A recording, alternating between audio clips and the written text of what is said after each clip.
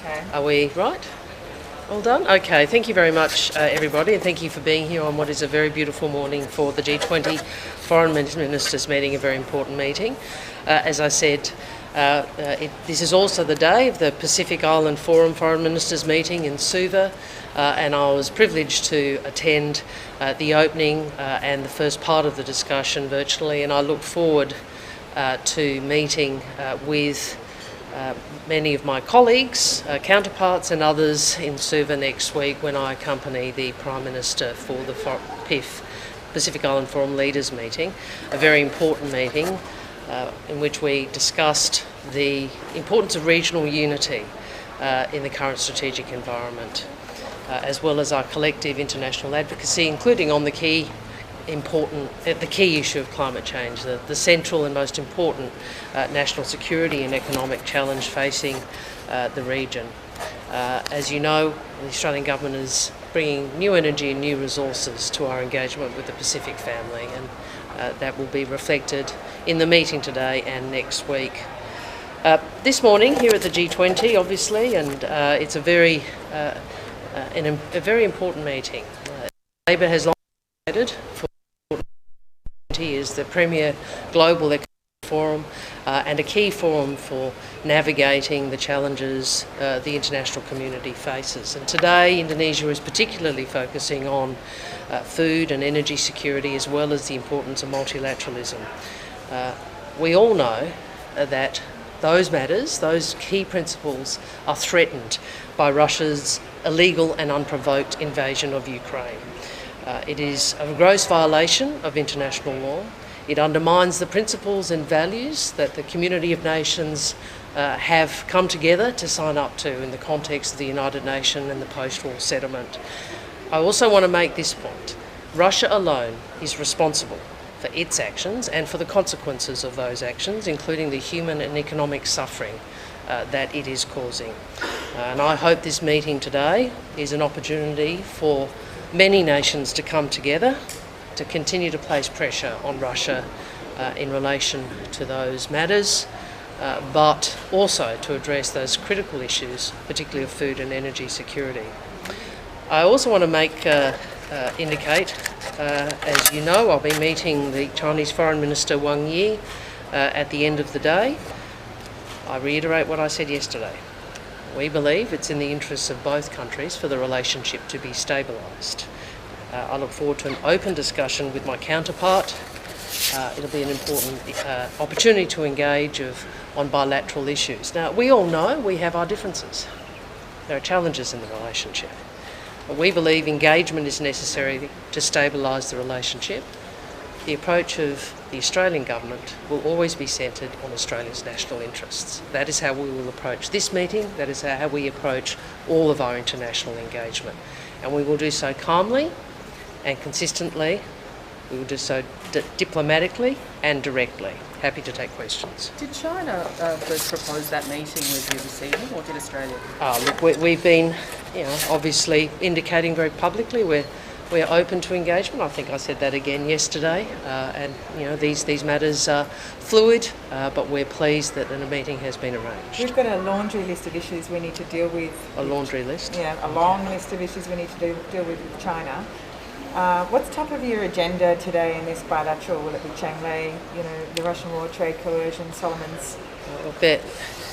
Look, you would anticipate that there will be a number of issues raised in relation to Changlei. We've made our position in relation to her detention clear.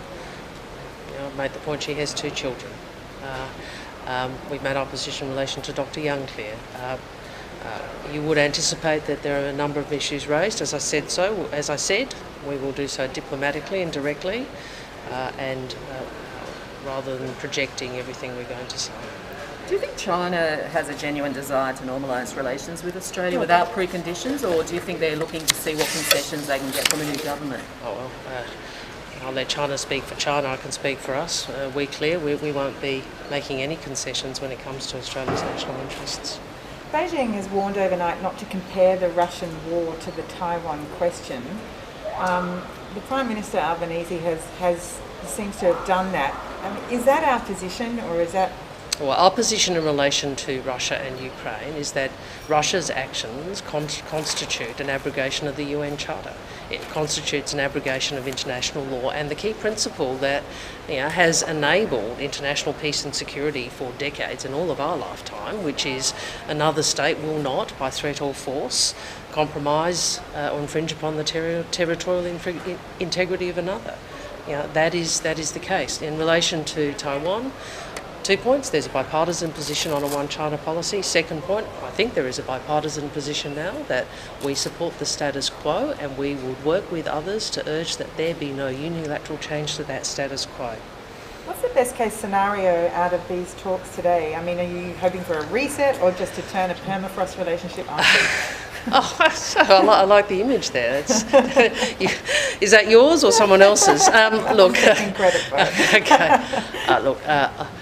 I use the phrase, the Australian government uses the phrase stabilise, and I think that is that gives you an indication of the approach we're taking. So others use other words. We think stability in the relationship benefits both countries, and we are seeking to calmly and in a considered way work to stabilise the relationship.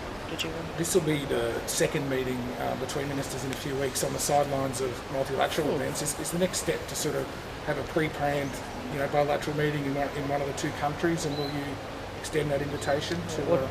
We will walk the path towards stabilising the relationship carefully and in a considered way. And do you think a first step towards stabilising that relationship is to find a resolution to the many trade disputes between Australia and We've China? been clear about our position on the trade measures. We don't believe those blockages are in our interests. They're certainly, when we would say to China, they're not in China's interests. Our position hasn't changed on that. Did you get to speak to Lavrov last night at any point No. of the dinner or the drinks? No. Obviously everyone's... If I had, I would have reiterated that the government I represent and the people I represent condemn without reservation the actions of his government and stand with the people of Ukraine.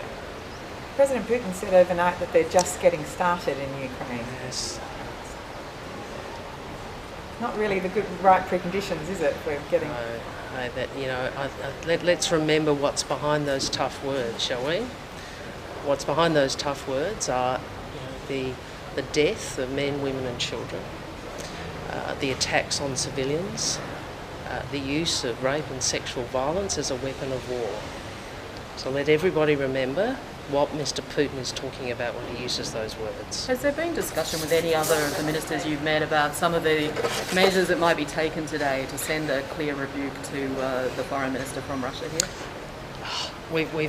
There's been a lot of discussion in the lead up to this meeting, and I think I commend the G20 nations, including the many who have the same position in relation to Russia and Ukraine as Australia, in walking a path which recognises the importance of this forum.